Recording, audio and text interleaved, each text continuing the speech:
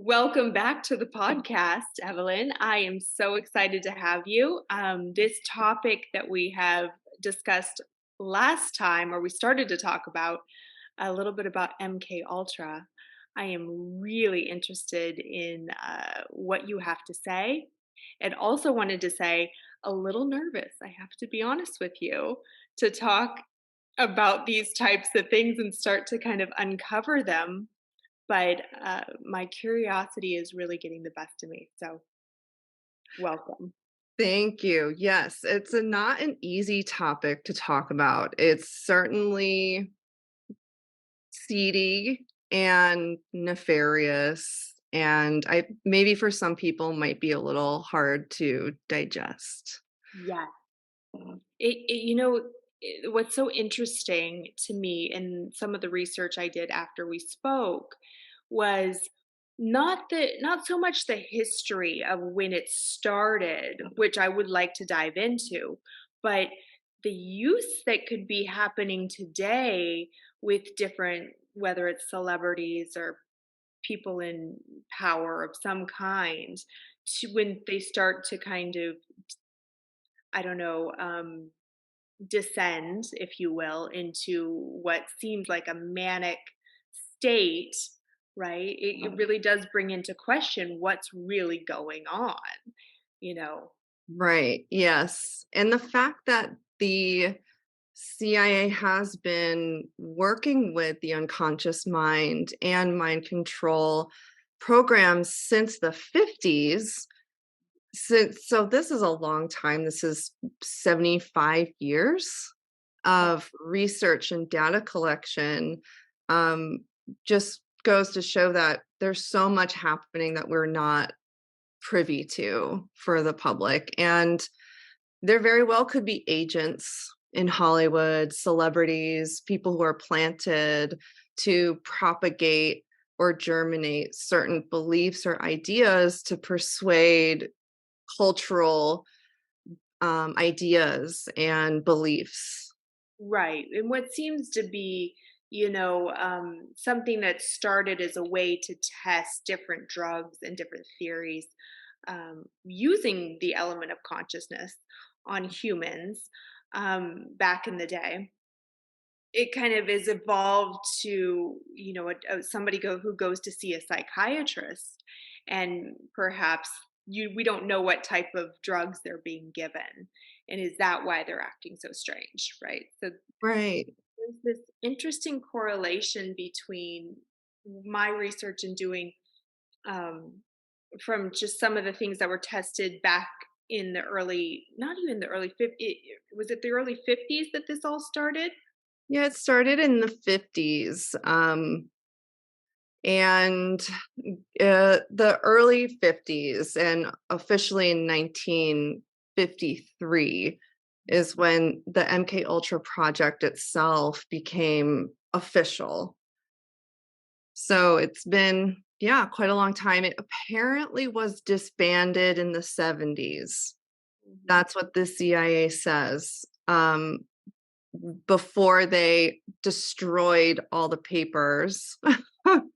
And was it moved to now let's start from the beginning. Tell us a little bit about how MK Ultra started and what they were doing and using on patients that were coming for treatments such as constant migraines, let's say.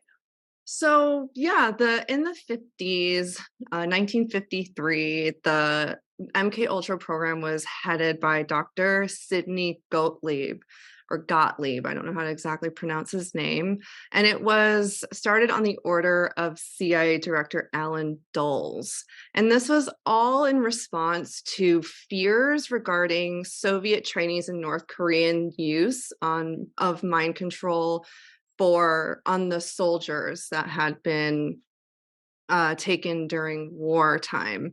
So it was more of a propagation out of fear of other countries' advancement with their technological understanding around consciousness and mind control, and they really wanted to create or understand how to control minds, control behaviors, They were looking for a truth serum, which they used a plethora of drugs to find or to experiment with on unsuspecting clients of psychological disorders.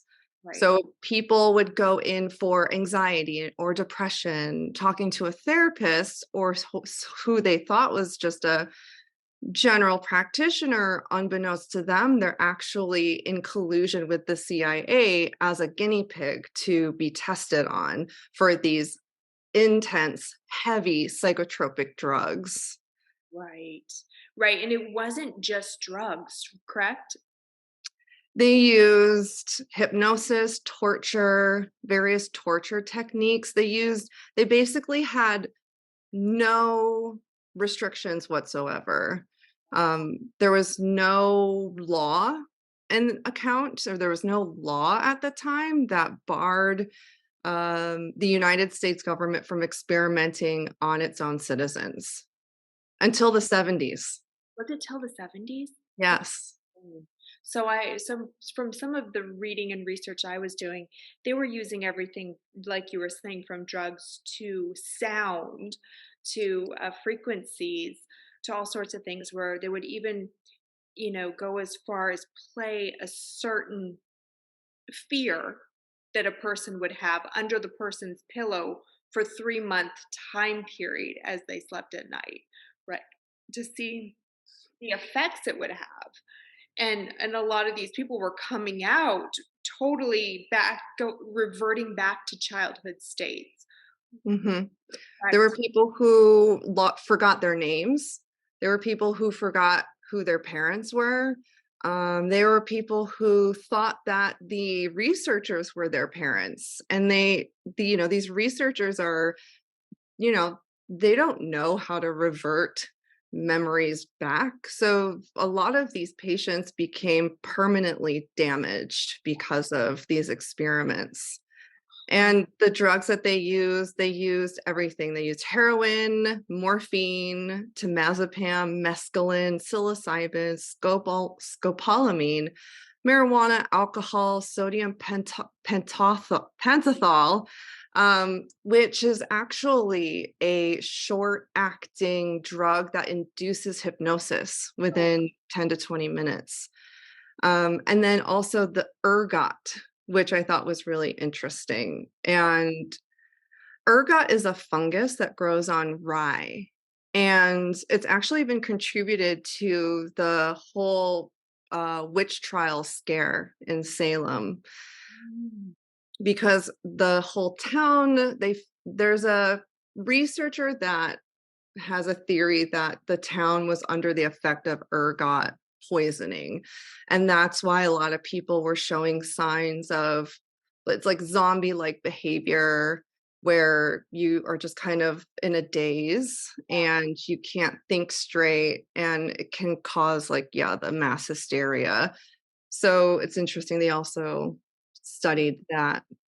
well, and And I was reading a lot about LSD being used as well. yes, LSD.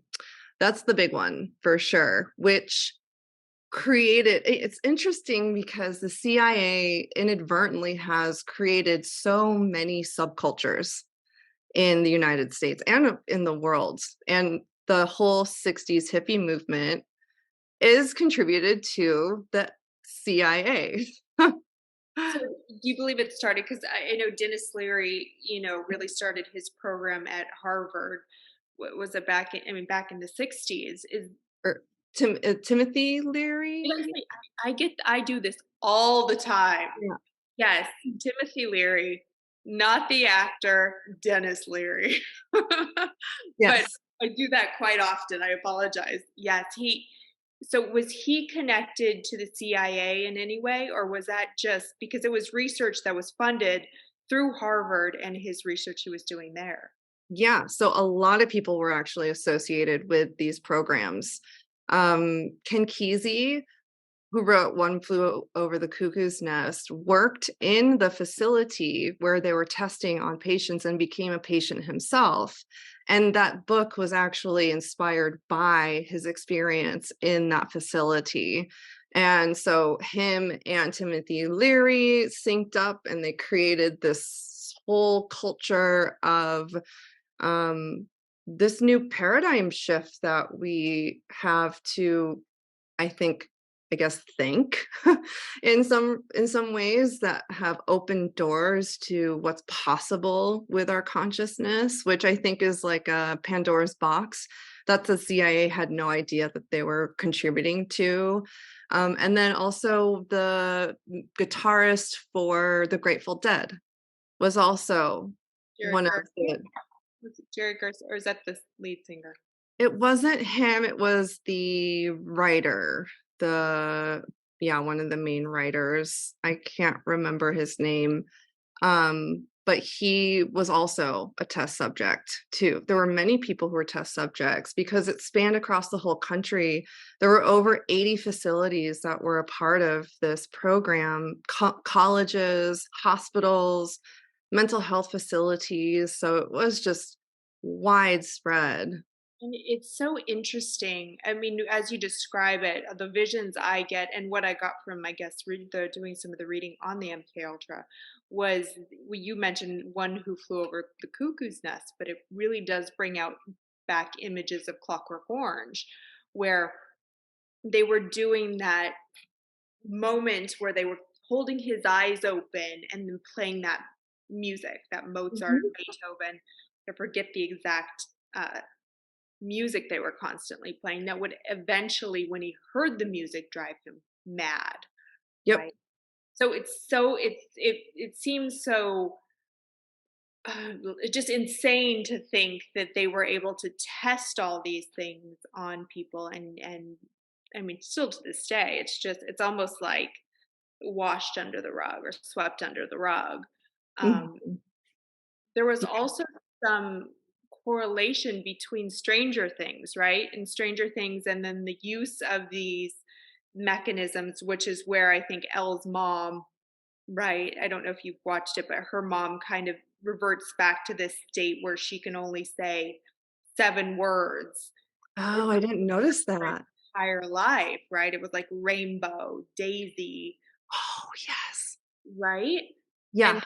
they had taken the baby, taken L, 11, and then basically claimed she was insane, claimed she told her daughter that she killed herself or whatever, but she went insane and she was back in that state. So that is that show does a great representation of what was actually going on. 100%. Yeah. And so there's another program that is not verified yet that is still a documented conspiracy theory, which is called Project Monarch. And Project Monarch is what you're speaking to, which is the heavy use of those torture experiments to create super soldiers or superhuman versions of us. And this is where it gets dark. And this is where it gets pretty hard to stomach because it's this program. There's been a few victims that have spoken out that have done interviews that you can find their interviews in their books online. I do not know if they've been even discredited by the government or anyone. They just speak out, and it's really fascinating. But there's also a few psychiatrists that work with mind control victims, and it's classified as mind control ritual abuse victims. Okay. Do you have So any names or any books that you know of? I do. I have one book, but it's not at all for general consumption whatsoever. This is a book that is only for people who are working with clients because it is very detailed and it can trigger responses in people if they have unhealed trauma. So it's not recommended for anyone who could potentially have had any traumatic experiences like this. But it's called Healing the Unimaginable, Treating Ritual Abuse and Mind Control. Mm. And This book goes into detail with her work with mind control victims. It goes into the actual process, how they're programmed, and how these victims can be layered. She also is very controversial because she claims that dissociative identity disorder is a manufactured disorder and did not exist before these mind control programs started. So what is that? What's dissociated? What is it? Dissociated identity disorder, so Okay, DID for short, and it's a term used to describe multiple personality disorder. I see. Yes. So her claim is that multiple personality disorder is only created through traumatic ritual abuse. Mm, Because what it does, like what you were mentioning before, having it's basically you break the person down psychologically to the point where they have no concept of self, no okay. concept of identity or who they are as a person through those techniques that we're talking about, like keeping their eyes open and watching, horrific, Image. horrendous images nonstop 24/7 for days on end, like, you know, isolation tactics, deprivation, all sorts of horrible things. And then when you break someone down to a point where they are basically a shell of a person, or essentially their soul has left the body, you program new personalities. And then you lock that personality in with a name or a keyword or a song or some sort of association so that that personality can be brought out at any given moment. Oh, wow. So the purpose of that is to do things such as, and they use hypnosis techniques to do that. So one purpose is to have someone be able to act out either a murder or even speak to like a government official without having any recollection or knowledge of what they're doing. So the idea is that, the less horrendous one would be programming someone to have a memory or information to deliver that information to a government official and then immediately forgetting that they even knew it or had that information to begin with. Crazy. So it would be used as a way to control them in one situation, and then they're totally not conscious of it. Right. So they're like mules and they're it's a perfect way to get information cross borders or safely without using phones or emails or any technology. And they don't know anything. So even if they got caught or if they got trapped by the other government, then under interrogation, they wouldn't have any idea. Because the only way that they would be able to get that information out is through like the keyword or the trigger word or the certain like pattern to get that memory unlocked. How easy is it to do that to someone? Would be my question. I think it takes I have no idea, to be honest. These are just educated guesses, and my educated guess is that it's very dependent on the person. Like, you have to get someone who is very easily hypnotizable or easily dissociated. So it's probably gonna be someone who has gone through significant trauma as a child, or who maybe automatically dissociates naturally throughout their lives. Right. And then with their techniques, I don't know, depends on if they're kidnapping them at night, right? And then doing it for a few hours and then bringing them back to their home. Which also, when we get into this Project Monarch, like digging into Project Monarch, there's a theory that alien abductions are actually false memories implanted into MK Ultra victims. Interesting. Because that's, I mean, I've done so much research more recently with Dolores Cannon's work, and her past life regressions of people who have been abducted. And I find it very fascinating and very, um, I don't know, like it's been consistent. So are they able to use that as like, oh, you're being, like, they almost place it in, how do they use it? How would they use? So they replace a false memory of the abduction. Mhm.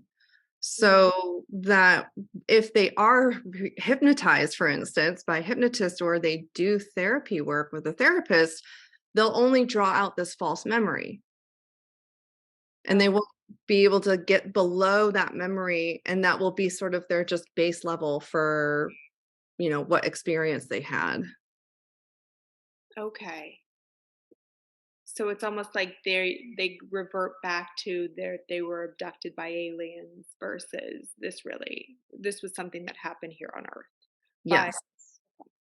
Yeah. and then what percentage, of this was happening to children versus adults? Do you know? I don't know that, but it really does make me, it makes my mind wander, right? It makes me start to think about that, uh, children abductions, missing children's cases that go unresolved, Yeah. um, you know, the underground, um, human trafficking trade that exists with Right. the world Yeah. globally. Because there's a big price tag for bodies for various reasons and for many different groups, not just the CIA or the government or military, but also just um, you know, sex trafficking, that whole thing. They use ritual abuse tactics and hypnosis for their victims as a way to control them. Mobs or gangs that want to have or create a type of militant follower, or it's, like a cult like following, so that they have a total dedication and loyalty. Right. um, it's just like, how do you get anyone to do something against their own will or Mm. against their own moral judgment? Which my belief is that majority of people have a moral compass that you have to get beyond in order to get them to do something horrendous or some sort of act that goes against their value system. So they use those sorts of torture techniques to get someone to essentially devalue themselves and move beyond their moral worldview. Right. So this was going on through the 70s, but I believe it moved up to Canada, right? They ended up starting this research up in Canada. They did, yes. They use a lot of Canadians. There was um, a lot of research happening there Mhm. as well. And I've watched one documentary or one interview with the child of a victim of a mind control test patient, and he said his father's, you know, his memory is shot. Yeah. He can't remember anything. It's sad the government hasn't said anything about it or even given any retribution or apologies. It's like they just completely washed their hands of it and just said, "Oh, not enough people are talking about it, or not enough people are outraged enough to do anything or get some sort of." Right, because it's Yeah. still kind of like even with all the knowledge of it happening and being shown through movies and books and whatnot, it's still not happening in every household, right? So, or so removed that people are somewhat detached from the idea that it would even be going on, and what control do we really have to stop it? Mhm. You know, Mm. that's my That's my thought behind it, and I think was he the one was he one of the Canadian ones where the dad reverted back to his childlike self? Was that Yep. one? Yeah, Yeah. Yes. yeah, they played him that was the one who they played the hours of this frequency under his pillow for, like, 3 months or 6 months time period, and I'm sure they did other things as well. He went in for anxiety, like mild anxiety, um, and that's what he how he was, how he came out. Mhm. It's wild, and then in the 1980s, you think with the Reagan administration, they closed down all the mental health facilities. Yep. A lot of the people who have been damaged either by this or other, whether it's my brother has schizophrenia, whether it's something that is born, they're born with, or it's something where they were doing the testing at a lot of these sites. They got all shut down, and Mhm. a lot of these people ended up out on the street. Yep. So in the 70s, the only reason why all of this came to light was through a New York Times article in that came out in 1974, I believe. Um, and it detailed all the illegal and unethical activities that the CIA was doing on American citizens with MK Ultra.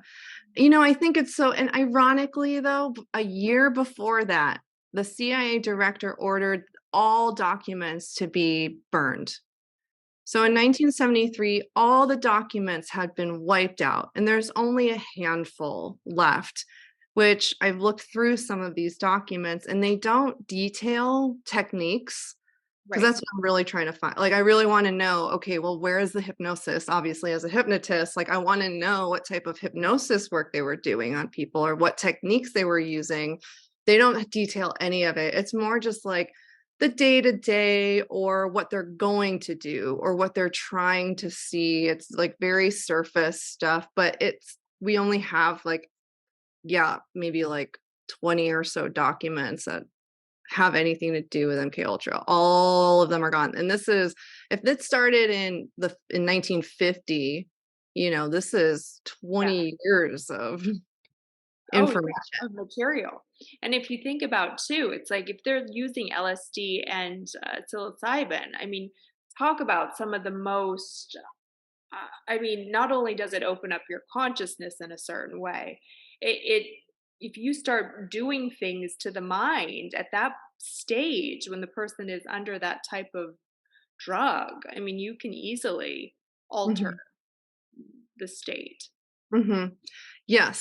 So, they definitely opened a Pandora's box. I think these sorts of drugs that they were using are plants. They're herbs that are traditionally used in spiritual practices around the world in South America, in Central America, and so Psilocybin and uh the but sil LSD I mean, it's man-made, right? LSD is man-made.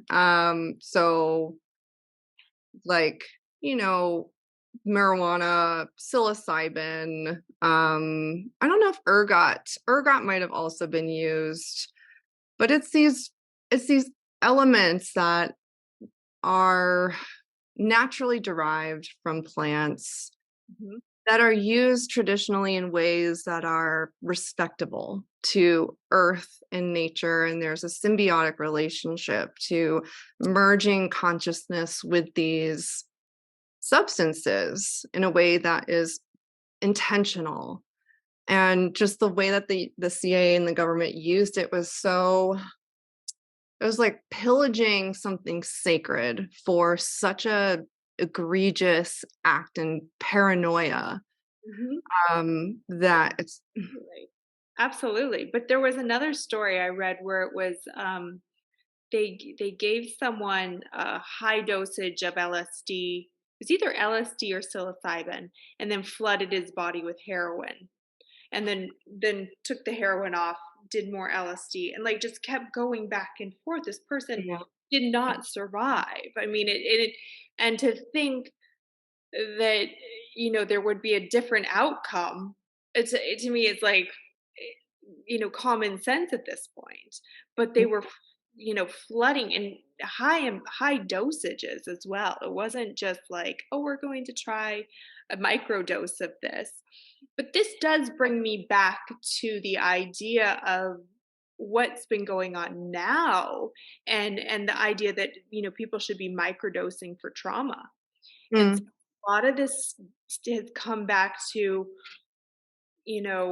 there's been a lot of talk about, people are already doing the microdosing for PTSD and all these little, all these things, depression. And I can't say here or there if it's the right thing or the wrong thing for the person. It's each his own.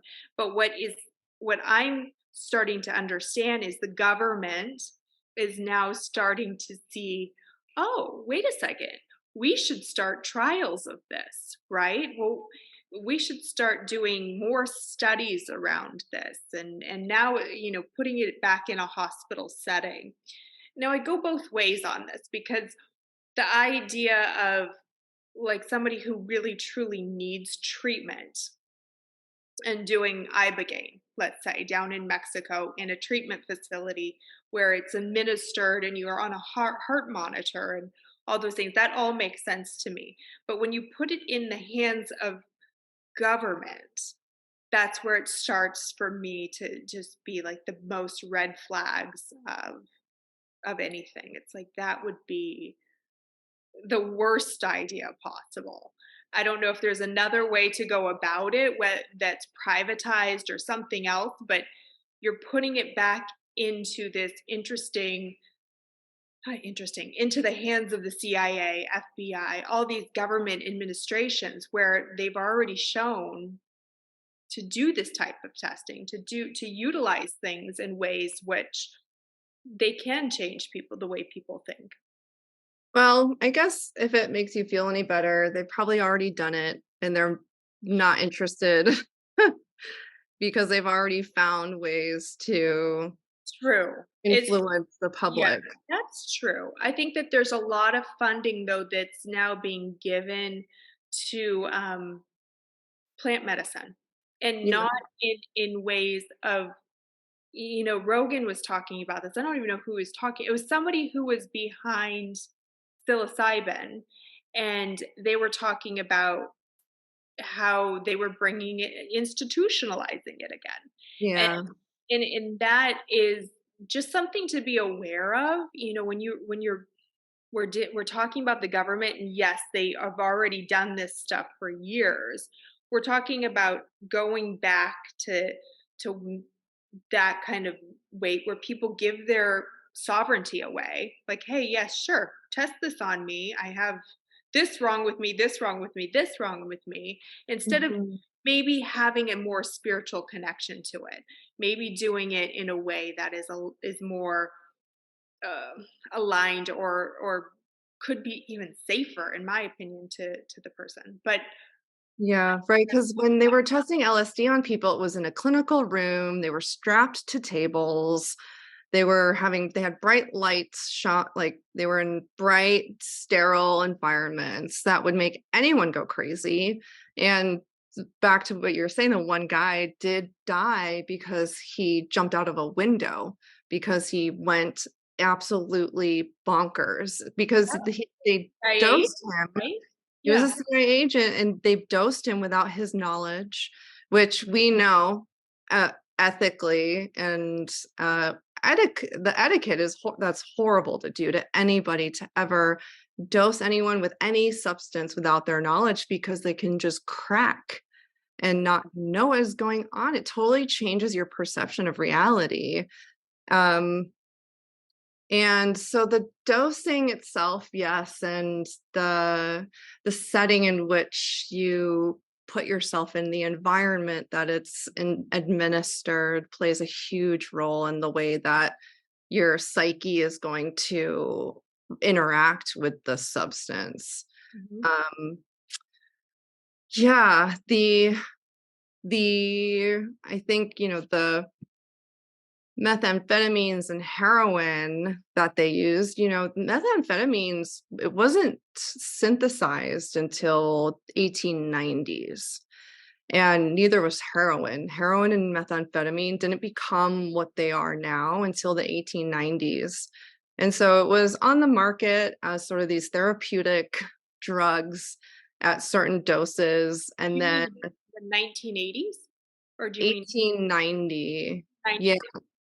When So did it when did it really come out? It was being used, like, in pharmaceutical ways? You mean in the 1800s? Wow. I think it was probably more so in the early 1900s. Okay. Yeah, so in the early 1900s, it was in, what was it, like Tylenol, or, Mm. Advil had That codeine in it, and yeah, had meth in it. I saw an advertisement, an old advertisement recently that was like marijuana, alcohol, meth, and like codeine for a cough suppressant. it's so high. I don't even understand. Like, Like that will horrible. definitely suppress your cough. Yeah, For yeah, sure. exactly. Somebody And, overdoses when they, just by taking cough medicine. That's insane. and Coca-Cola had Mhm. cocaine in it. Full cocaine Um, in it. I mean, that would have been back in the day. I wonder if anybody saved any, you know? Like, I wonder if anybody still has some, like, old Coke from the early 1900s oh, that we that could would be something to crack open at the end of the last day. stay on Earth. The Yeah. last Well, I would imagine that might be worth some money now, to be honest. Right, right. So, and going back to when the New York Times article broke about all of this and it became public knowledge that these experimentations were happening, um, who was it that was in office at that time? I believe it was for Richard or President Ford. So in 1976, President Ford issued the first executive order on intelligence activities, the first ever, prohibiting experimentation with drugs on human subjects, except with informed consent, Mm. in writing with a witness. So that was the first time, 1976, where like, maybe you shouldn't be testing on people without their knowledge. Right. That's maybe not ethical. What do you think about I don't even know if I wanna bring this into it, but, like, the idea that the trials and the testing for, the recent vaccinations didn't have proper, uh, trials prior to it, and that they were able to still roll it out to the public. Now, did you have to sign something to get that vaccination? Like, sign something that would say, like, I acknowledge that this is still in testing because it was an emergency authorization? I'm not sure. I don't know all the legalities with Yeah, that. I don't either. It's just it crossed my mind when you just said that they passed something then that you would have to Right. have informed consent. Oh, I'm curious to know how that loophole if people had to sign something. Right. And I don't, that would be interesting to look into. Um but yeah, no, I definitely remember it got rushed through even though the trials were still kind of underway. It was kind Yeah, of like they're just like, yeah, let's just get let's just do ASAP. it. Let's do it now. Get it But there. but I think because it didn't even have a proper FDA approval, right? So that's why I'm like, I wonder if because that would have meant that some of the people who got it during that time would have been being tested on, right? Would have Unless they decided that it wasn't, unless there's some sort of legal terminology that didn't deem it as test, as something like or a trial. yeah, or a trial. because they did have trials. I do remember that. Yeah, Um, yeah. but so yeah, I'm not sure about like I'm sure there's some legal terminology around that. Just a side note. So in 1974 that passed, or 1970. 1976. Yes. Yeah, so some of these things, there's a list of goals that they had that I thought was really interesting, and one that really popped out to me in terms of what the one of the main goals was for all of these CIA tests with MK Ultra was um, substances which will promote illogical thinking and impulsiveness to the point where the recipient would be discredited in public. Interesting. That feels like that's been used more recently. Yes. And that's the number one. That was the first goal that's listed by the agency with these testings. They wanted to find substances that they could put in people that would make them go crazy, make them look stupid in public so that they could be discredited if they needed to just, you know, get them off of the radar, just have the public opinion. What I realized through all of this research is the purpose of the CIA is solely to persuade public opinion and alter cultural beliefs in various governments around the world Right. through propaganda and lies, coercion, mind control, and manipulation everywhere, just for the sake of whatever the goal is, for whatever that purpose is. I have to also mention this before we go on, before I forget. Yeah. So, who were the scientists that were initiating these studies? I don't. There's so there's this project called Project Paperclip, which some people may be familiar with.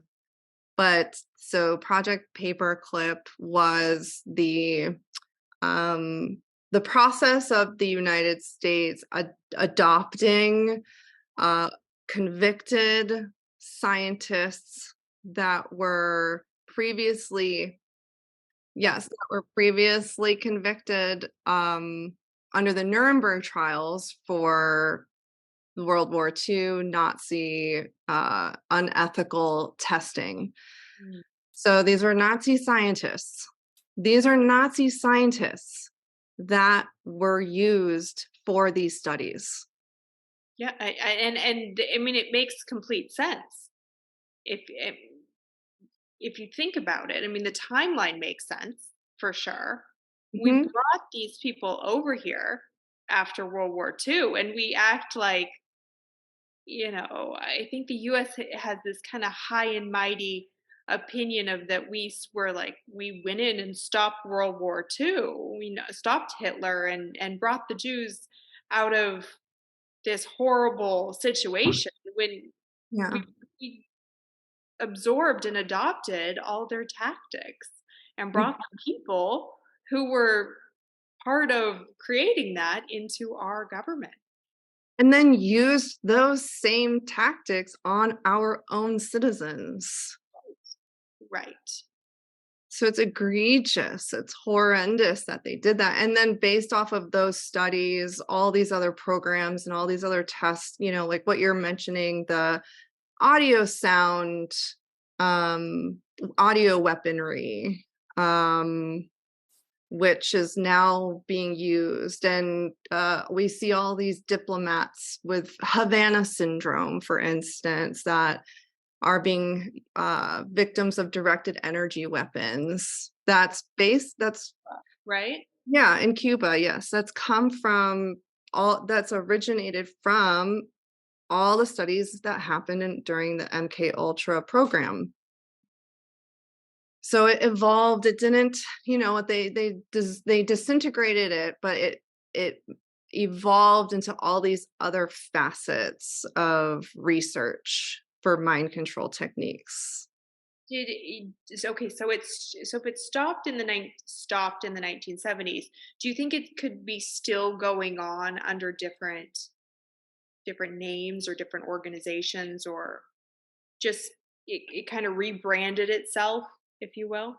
Yeah, 100%. And it just went off into these smaller projects to see how, right, directed energy weapons affect human consciousness or how it can control human behavior.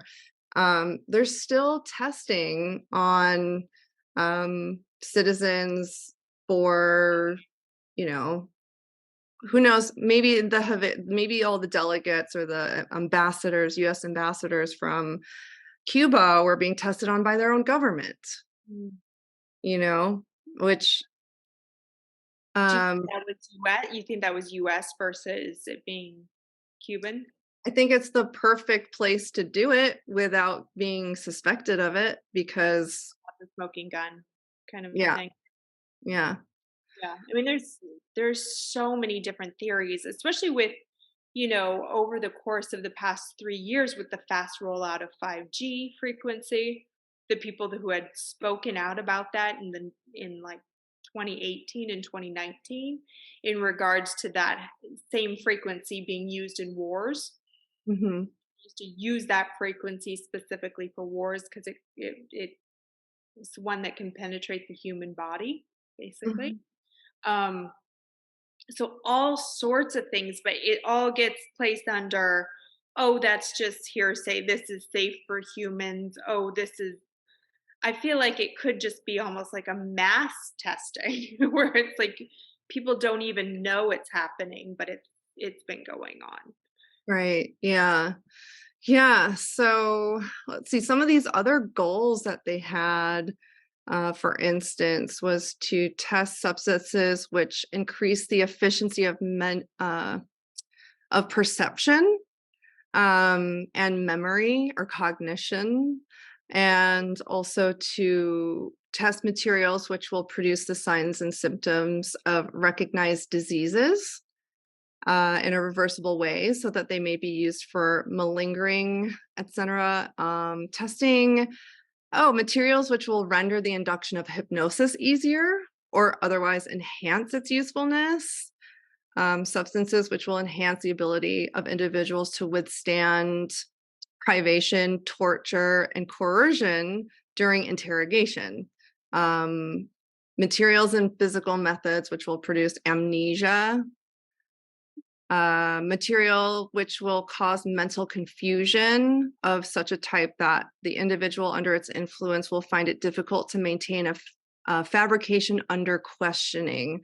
So a lot of it was like to create basically super soldiers that could be interrogated under any circumstance and not break ever. Right. Um, Also, let's see what else we have. Oh, a material which can be surreptitiously administered, secretly administered by the above routes, and which in very small amounts will make it impossible for a man to perform any physical activity whatsoever. So What? just to incapacitate him completely. Insane. Oh, a substance which will lower the ambition and general working efficiency of men when administered in undetectable amounts. I wonder what that one is. Fluoride, perhaps? Does fluoride do that? It makes Fluoride, you, but it doesn't it block your third eye, your pituitary gland? Is that's the yeah, which is your ambition and your motivation. And it creates passivity, does it? yeah, and complacency. Interesting. Okay. Hmm. I'm thinking more like uh fentanyl and all the stuff going on that they're flooding the Oh, system with, right? Flooding right. the country with, Yeah, right? and also we could probably thank the CIA for our current drug Oh, epidemic. 110%. They don't want to do anything about it. They as a matter of fact, I think that's why the borders are as they are. I mean, Because it's majority of flooding through. yeah, because everyone's already incapacitated with narcotics. When, like you said, they shut down all of the mental health facilities, they were all being tested on with intense doses of heroin, methamphetamines, um, painkillers, and then they let them all out into the street with all these addictions. What do you think is going to happen? And now here we are with a huge mental health crisis, drug epidemic that was manufactured completely. Oh, I 110% agree. And you know, the prescribing of antidepressants and anti-anxiety medication that's gone through the roof. I mean, we've it's been bad, but now it's like it's insane. And then the all the shooters that come out, like these mass shooters who are on these medications, Mhm, it's like if we're not seeing the connection between the two, right? I mean, antidepressants, that's exactly what they do. They legitimately slow you down. They slow you down into a state that makes your life numb, but like manageable. Like you mhm. don't feel all the lows and you don't, but so that means you really don't feel the highs because you're kind of just Yeah. with it. And I can say this just from having my son, who is 21, go through all these different types of medications as well as had that fentanyl. He was addicted to fentanyl for 2.5 years, and I had just had to go through Mhm, that. And I also know that this not only the state but the county doesn't want to do anything about mhm. this. You know, you can call the police with all the information and they say they can't do anything to arrest the dealers, to arrest anyone involved, nothing. Wow. And so it's just feeding this crazy, I don't even know it's almost like getting worse and worse and worse and we're just watching it and then they're saying, "Okay, well you can get off of this, but we're going to put you on anti-anxiety medication and we're going to put you on Klonopin, and we're going to put you on antidepressant." And so you mix these things up and your child, your kid or your husband or your brother or your sister or whatever starts to become very different than what they would be if they were not exposed to any of it and just, Mhm, you know, purely on their own brain capacity. It's it's heartbreaking. And so what you have to do is, you know, and I've kept him, he's sober now, he's been 6 months sober, but like mhm, kept him off of, encouraged him to stay off of, even though the doctors keep trying to prescribe all these antidepressant medications, been able to keep him off of it so he understands you have to start to be able to process your emotions. mhm, Because the more we repress our emotions, and this is just the, you know, coming from our own wellness community and our own spirituality, the more we repress our emotions, the more they just metastasize in our bodies. So it, I absolutely believe that the government uh, was a part of, you know, curating and figuring out ways to make antidepressant drugs and things that are highly addictive. You know, when I got off of Effexor in my in my late 20s, they said, "Oh, that's just like getting off of heroin." And you're mhm. thinking, so getting off of an antidepressant is the same as getting off of heroin? Like that doesn't even correlate, right? That it just, it blew my mind to think that my doctor was telling me that. Yeah. I So mean, I this, definitely feel similarly, but I wanna be careful that like, if antidepressants are needed, that it's not vilified or, um, seen as, like, a oh, taboo for anyone who needs it, because I know I've definitely benefited from, antidepressants myself. I'm not currently on an antidepressant, but I have in the past, and without it, I probably wouldn't be here.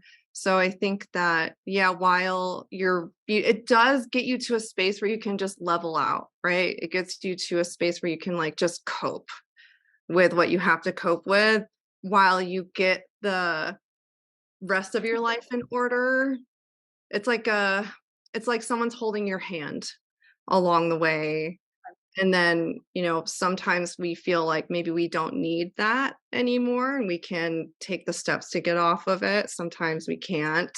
But I do agree that it is like a coping mechanism for a certain amount of time. And then once you come off of it, yeah, there are the things that are still there that you have to feel in your physical body in a different way or navigate neurologically, which is very confusing and complicated.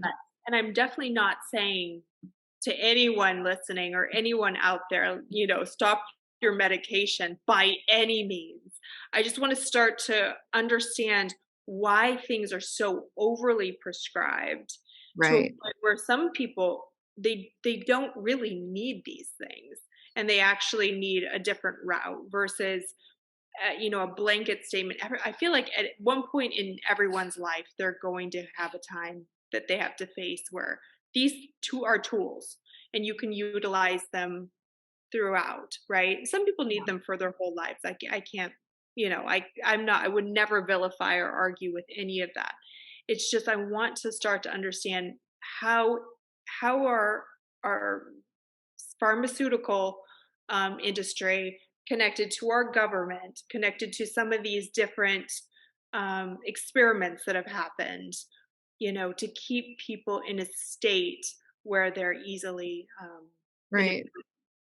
To that point, it reminds me of this cartoon that I saw that has been going around where there's two people in lab suits in a forest that had just been cut down, and there's a koala bear like clinging onto this stump, like with these like tension signals around its body, and they're like, "Look, that koala bear is anxious. It must be suffering from anxiety." It's right, like, right, because his environment has been totally, yeah, taken, blown up. right. Yeah, it is. It's environmental, it's cultural, it's systemic, it's it's all the things that we have to deal with on a daily basis to feel comfortable and alive. And there it's probably manufactured that way. And Oh, it's yeah, manufactured that way so that we don't have time, we don't have energy, we don't have it just resources to even think about, you know, yeah, the fighting against the systems that are creating our our anxiety and depression to yes. begin with. I mean, I can't even say that I haven't needed them, right? Because I needed them all through my 20s when, I was left with a child when I was 22, Mm, and it was the most painful experience to be able to bring me out of it. Um, was an antidepressant called yeah. Effect, and that was able to give me enough uh, Mm, strength to be the mother that I needed to be during those years. Because if mm, I didn't, I mean, just being in that emotional depression state for such a consistent amount of time, I mean, yeah, that alone can wear on you and mhm. it can make you not want to be here anymore, not want to function anymore. And so I totally am on board with some safety net and some sort of a um, help, being able to get help properly and being able to trust your doctors and be able to trust who you're getting the information from. Yeah. But I Yeah. think about getting more information because if my doctor was my uncle at the time, and if he had told me the steps of how to get off of that one, I might have Mhm. tried a different one. You know, Right. Yeah. because I it have ended up heard taking me 3 years to get off of it. So yeah, I have heard Effexor is I think I took it also, was pretty intense. Effexor is a pretty strong one. But yeah, to go back to the ways in which like these shooters, for instance, um, if we could potentially maybe, in some ways, maybe there's some sort of link. Maybe there's some sort of link for these shooters and maybe Project Monarch. The Mm, Unabomber right. was also a test subject. That's right. Wasn't that's Yeah. right. Ted, 'cause I don't mess up his Kaczynski. last name. Zinsky. Yeah. Yeah, he was also a test subject, and he is very famous for being the Unabomber. He was a genius. He was a child genius. He was a mathematician and went in to get studied and tested, and I think actually because of that because of the tests with LSD, he gained a more radical belief around industrialization and its like pillaging of the environment, and so it turned him into kind of a radical hermit who ended up living in the woods Right. for the rest of his life, and wrote about how industrialization is destroying the world. And so a radical hippie, I would say. Didn't he do this though? I mean, there was conspiracy around this, I know, because there was something else going on at the time of the Unibombing. It was like, oh, I'm gonna have to do more I know it was almost like the day before there was a judgment in the Supreme Court, or there was something that happened that I don't know if it was his response to it, or if it was almost like a way to deflect from this other thing passing Hmm. or happening, because it took all the news into that direction from whatever was happening here. So there was some conspiracy around, yes, he was all those things, but perhaps he had been used, and used as a way to used and given some form of information to do this bombing while something else was going on. I Hmm. I need to I will do more research. I read a story about it, and I thought that was really interesting, because I was starting to read a lot about I wanted to kind of read about the brainwashing of society, and I did this little a little previous podcast on it, and how we're led to believe things in these ways because we're just distracted by another thing that's happening, and then this thing's happening in the background. So I think, uh, I mean, you're right on all the things. I didn't realize he was tested on by the CIA. I knew he was like a part of something in the CIA. Yeah, he was one of the test subjects. He's probably one of the more, well, no, they're all pretty influential, but yeah, he is one of the test subjects. But so yeah, I'm just looking at his history because I also don't know too much. This was before my time, I suppose, but I guess he had a series of bombs that he sent to various institutions and various people, specifically targeting people with his bombs. Mm. Um, I don't know why they were targeted. I don't know what the purpose is, so I'm not sure. But he wrote a very long manifesto that you can read that I think is actually pretty interesting, about industrial society and its future. And it's, like I said, just kind of about probably things that we are concerned about today in Right. terms of like industrialization, the devaluing of human consciousness and freedoms.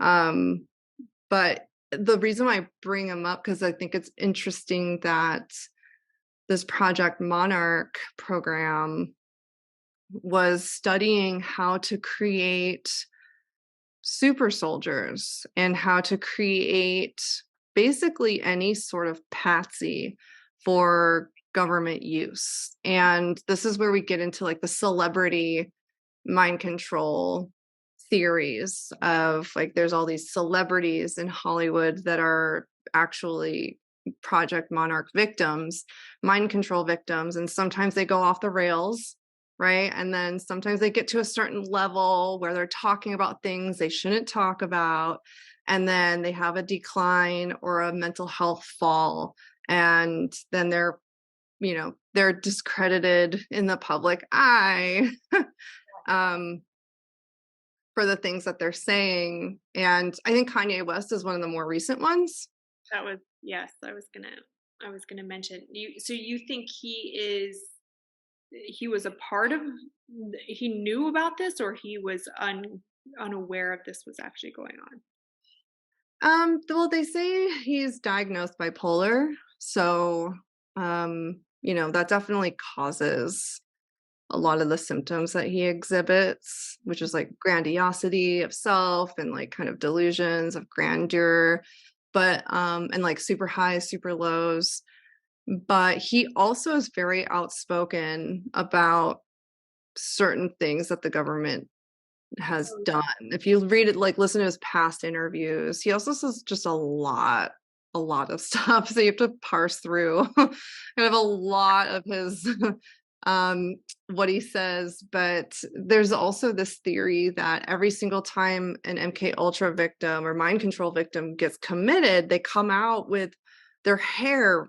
There's something about their hair or their identity that gets changed. Like Britney Spears shaved off her hair. Kanye West came out with bleach blonde hair for some reason when he was committed for his mental breakdown. Amanda Bynes also is another one that was committed.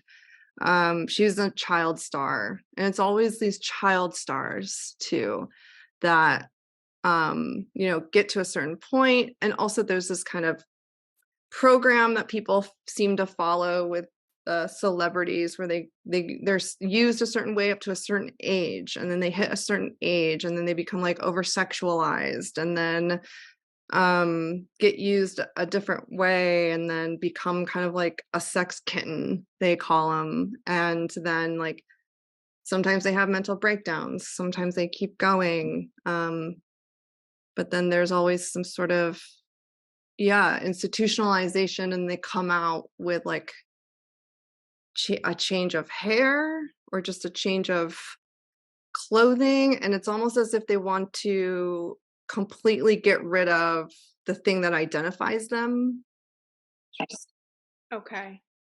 So do you Mhm. like would you think they were under that since the time became they were created into the celebrity they were through some form of control mechanism, or they started to go off the rails and then were pilled, like this idea that then they were given, oh, just, you know what, just take her out because she's now, it's just make her sound crazy. I mean, you watch Britney Spears stuff now and you're like, what in the, who's controlling the social media of this girl, right? It's Yeah. really hard to watch because not only she 40 some years old, she also has children. Like what's really going on? Mhm. Yeah. That is such a mind trip.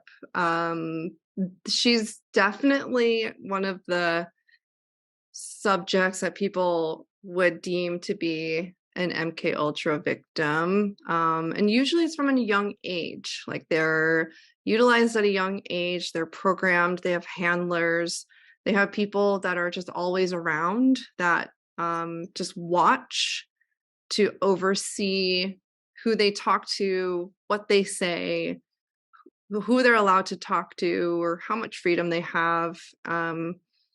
And then they get into this and then she got into the conservatorship, which completely took away any control whatsoever for her to make any decisions over her own life. And I think what's happening now is whoever is in control of her Instagram account, I think is kind of like, oh, see, look, she does need to be controlled. Like she does need Mm, someone to handle her because she can't obviously take care of herself. right. Um, so I think there's still a bunch of weird stuff going on there that we just don't know yet. Yeah. Yeah. Yeah. Or maybe that's her self expression and we just haven't seen it until now.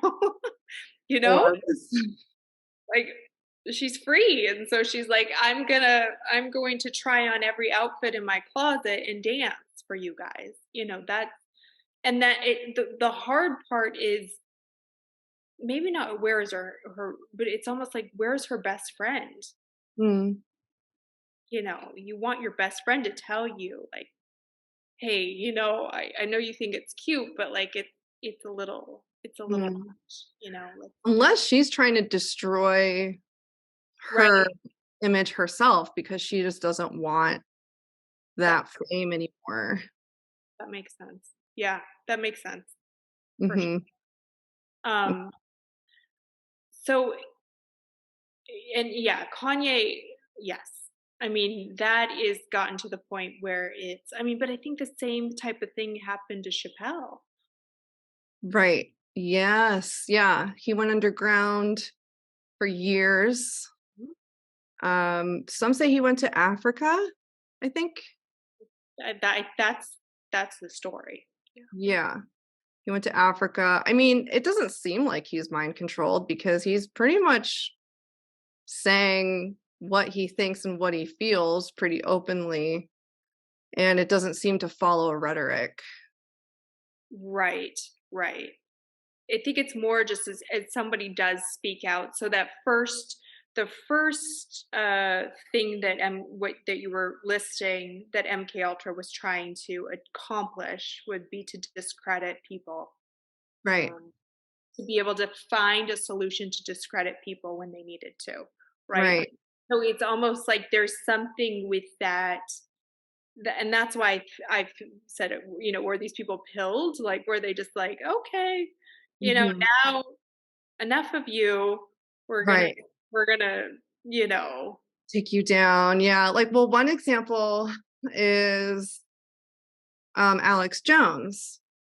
Alex Act- Alex is so interesting because you were talking about this. We were talking a little bit about this after our last podcast, Yeah. right? Yeah, Yeah. and how he started to go. What year did he start to? I mean, he was always he was doing Infowars and kind of bringing out Yeah. news. So I used to listen to Alex Jones back in like 2009, Mhm. which is I think around when he first came out. And back then he never yelled. he he never yelled and he never like got so manic the way he is now. What happened was that he was doing a lot of deep dives. He was doing a lot of like heavy reporting on CIA, government, programs, all of these sorts of things. And the elite, the 1%, the global governments, things like that. And he did this one video, which I don't know if it's still available, but I remember he snuck into Bohemian Grove, Mhm. which is the meeting place for all of these 1% globalists to meet, to have like a week of kind of debauchery or just hang out and talk shop without nothing on the record. Right. Um, and there's also a weird kind of theatrical thespian um tone to it. So there's this old world connection to the theater and like plays and putting on performances as ritual. And so the theory is that they do actual rituals there and do sort of like sacrifices and things like that. So he was exposing that he snuck into Bohemian Grove. He showed video of this big owl statue and Mhm. then everyone dressed in cloaks around a big fire and doing these incantations and chants, and it was probably literally immediately after that, he Oh, totally changed. really? Like 2012. Yeah. He and then after that, I remember watching that and be like, "Oh, let's see what happens to him. He will either disappear He or." got no, he got really addicted to painkillers was the story. So if you Oh, sure. that was I mean, that was the story, and that was why he that's kind of what came out. I don't know if it was exactly during that time or a little bit before that, but um, that's wild. I mean, I know the story. I know that Bohemian Grove story. I've seen it, Mhm, and I've also seen the senator that he interviewed there. There was like there were. I mean, it was it was heated. Um, mhm. the guy has balls. I mean, I have to give it to him. He would go in and do these crazy things, even in the late '90s. I mean, there was stuff from him that was you know very just trying to uncover these truths, and then yeah, they took him down with the Sandy Hook story. And Yeah. what I think it was a bait, like a bait. I think that Mm, whatever happened at Sandy Hook, somebody from government told him it was a setup. mm, It did something to bait him into interesting. taking that on as a conspiracy. Well, or they MK Ultra'd him. It That's what 100%. I think they MK Ultra'd him. I think they brainwashed him. I think they turned him into this, like, raging, just raged out Lunatic. guy, lunatic, who obviously is now discredited. No one would ever listen to anything that he has to say. So now everything that he's reported on previously to him losing his shit essentially is totally discredited. So, Yes. Yeah, I mean, for the majority, right? And then there's still a small fraction of people who, you know, trust him mhm. and what and whatever he's saying. I think, um It is wild. The way that he talks now, it's impossible to listen to because he's just screaming and yelling the whole time. Before, he just never he which was and that's so interesting because 'cause I've only heard him how he is now. I've not heard the before, you know? I remember distinctly. I used to listen to him all the time, and I remember distinctly telling myself like, "Oh gosh, like, oh, I don't want to listen to him anymore. He just sounds like so aggressive and angry, and he was starting to talk in a rhetoric that was political, which he never did before. He never talked about Democrats versus Republicans ever. Really? It was always against the 1%. It was always against the globalists. And then he started talking about the Democrats as if the liberals, they're these, like, they're woke liberals trying to take control over blah blah blah, and, like, I was like, this is so strange. I remember hearing certain terms that he'd never used before and thinking, like, this is bizarre. And he got more kind of Christian leaning, like more kind of right leaning. Like, he never really even talked about, like, Christianity. It was very much focused on globalists Yeah. and the 1%. And Yeah. then Well, it somehow got switched to, like, yeah, Democrat, like, versus Republican. I think in 2009, I wanna say, 2009, something called the Tea Party started, right? Do you remember the Tea Party? It was Yeah, yeah. which my godfather it's funny because most of the men in my life were always Republican, and whatever. So he was part of the Tea Party movement, which I think that that's how I tie Alex Jones in, but I'm not Mm, positive.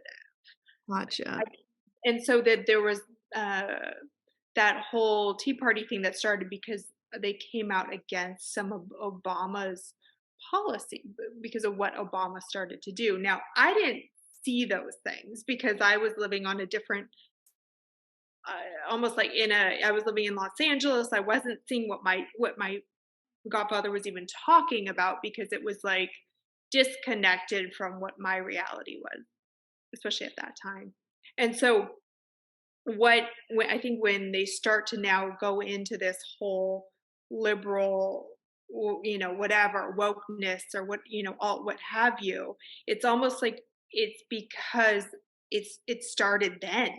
I feel like Mhm. it all started then, and now it's just gotten to the point where there's two very different sides, and you can't really be in the middle anymore. You can be in the middle because that's where you want to be, but you can't really vote on the middle. Right. Nothing is in the middle. And so I don't know. I feel like it's almost like he's super on the right? He's like Yeah. right now. He's But I yeah, think he it's used he good. would consider himself a libertarian back then, Yeah. back in the Yeah. day. I think that's what they were called. Yes, like the libertarian movement. Um I we always think, oh, there's got to be a third party that comes along, but it doesn't. I think that to even tying this back to MK Ultra and all the things that have gone on in the CIA, they want the divide to be there. There's something that Yep. it creates this whole world, creates fear, it creates it creates separateness, all the things. And so it's much easier to manipulate if there are Yeah, polar. 100%. And it's so much easier to predict how a group of people will react to certain information when you know their emotional connection to cultural or social issues. So that's also part of what the mind control program is about too. It's emotional manipulation. It's manipulating our emotions to make us act a certain way, because how do you take action? You have to feel something. Like, it starts with a thought, turns into an emotion, and then it becomes an action, to the point where you do it so much it becomes a belief.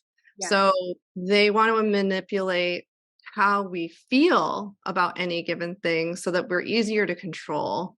So for any certain topic, for any certain thing, Obama, for instance, you feel a certain way about Obama. So what do? We like drop this piece of information out about Obama, just to cause elation or something, or to cause depression. Like, it's so manufactured. And I guess at the end of the day, what all of this should hopefully teach us is that the only true way to be free from this mental and emotional manipulation is to be very cognizant and self-aware of how you're feeling at any given time, and not relate to your thoughts, and not relate too heavily on your emotions at any given moment, because they change so easily. um because our thoughts are not who we are, and they're so easily manipulated. So but if you have a dissociation or a certain amount of um observational relationship with your thoughts, then you can see the patterns of where they come from, and you can see then, oh, well, that's not a thought that I want to have, so I'm going to change that. And then you become in control of the way that you navigate your life without fueling into, basically giving your energy, your feelings and your anger and your rage and your happiness and joy to someone else's program. That's what it is, right? The program. We're all somehow being programmed or have been programmed in the past. So that's such a great way to like remember. just reminding ourselves we don't have to be a part of. Mhm. Mhm. I love that. It was such an interesting conversation, even though I feel a little ill prepared today, but I just, yeah, it's such an interesting sub topic, and yeah, I feel like there's still so much more. We could probably talk for another hour on it, but it's already been an hour and a half, so we should cut it. But thank you so much for bringing this information to me and us, and sharing your knowledge on it. Oh my gosh, thanks so much for being open to hearing all of this, and Oh, also your wisdom too that you share and what you know about the topic. Um, Makes it really well-rounded and offers different perspectives and leads us into new and interesting caverns. seriously. Yes, thank no, I appreciate that. I feel like I do so much research on so many different kind of whatever interests me, I will start to dive down, these rabbit holes on. And after we spoke last time, I just started to do a bunch of research on just like what that was about and what was really happening. And it's one of those things where it's like I feel like it's so obviously tied to some of the things going on in Hollywood, but it's like there's not a super strong thread, you know? Right. So it's like, it's still like, well, we don't have somebody who came out and said, "This is what happened to me." I mean, from our knowledge in the celebrity viewpoint. Though I Right. will say Kanye's kind of given hints to it, but I don't we Yes. right? Mhm. So yeah, it's interesting. So thank you for opening our eyes and being here today.